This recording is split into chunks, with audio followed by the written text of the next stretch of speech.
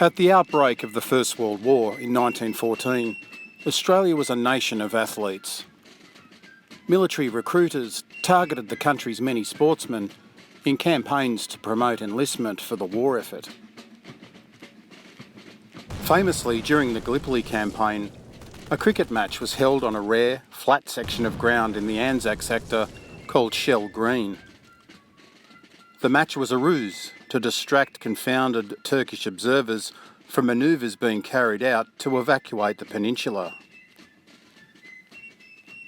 Following Gallipoli, cricket competitions with multiple teams were held around Egypt by evacuated troops, with the main venue being the Jazeera Sporting Club in Cairo. Following the armistice in 1918, Australian military commanders were faced with a dilemma. With 65,000 homesick troops overseas, it was estimated that it would take 9 months to repatriate them all home.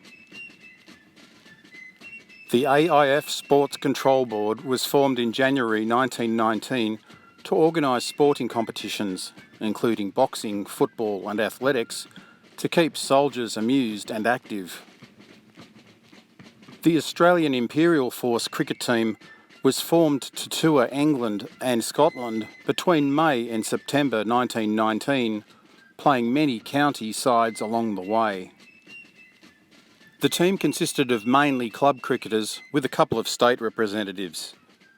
The side's only Test cricketer, Commissioned Officer Charlie Kellaway, was naturally appointed captain of the team, but was soon dismissed from the role by Field Marshal William Birdwood for being argumentative with the locals. The team uniform did not include the traditional Australian sporting colours of green and gold, but a navy blue cap with a black peak and a blue blazer with gold piping, both with an AIF emblem embroidered on them.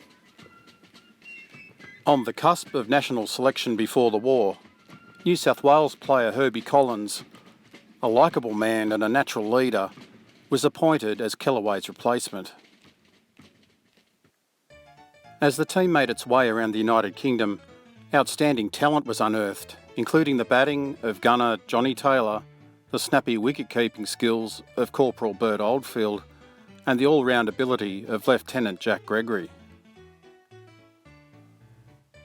By the end of the tour, the AIF team had won 15 matches, drawn 15, and lost only 4.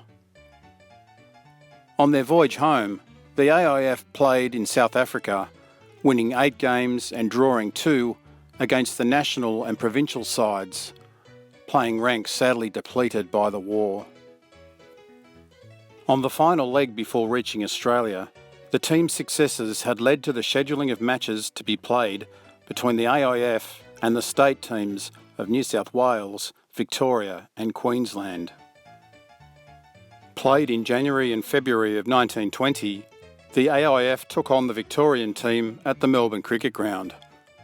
The Victorians, boasting stars including Warwick Armstrong, Edgar Mayne and Jack Ryder, were humbled by the AIF in a 6-wicket loss. In Brisbane, the AIF had the Queensland cricket team on the ropes, needing only 4 wickets for victory when a tropical storm swept the ground, resulting in a draw. In the final match at the Sydney Cricket Ground, the AIF battled a formidable New South Wales team which included Warren Bardsley, Sammy Carter and Arthur Maley, but came out victorious, winning by 112 runs. The men of the AIF remained a strong presence in the Australian cricket team throughout the 1920s.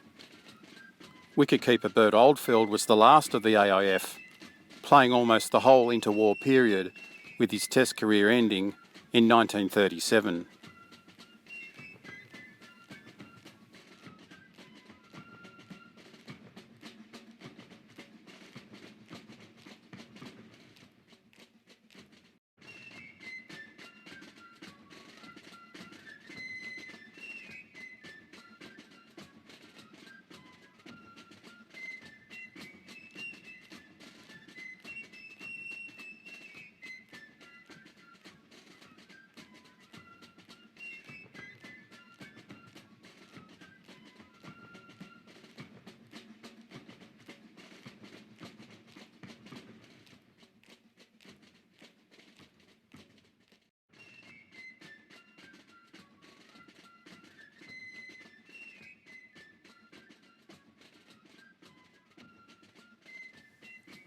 Thanks for watching.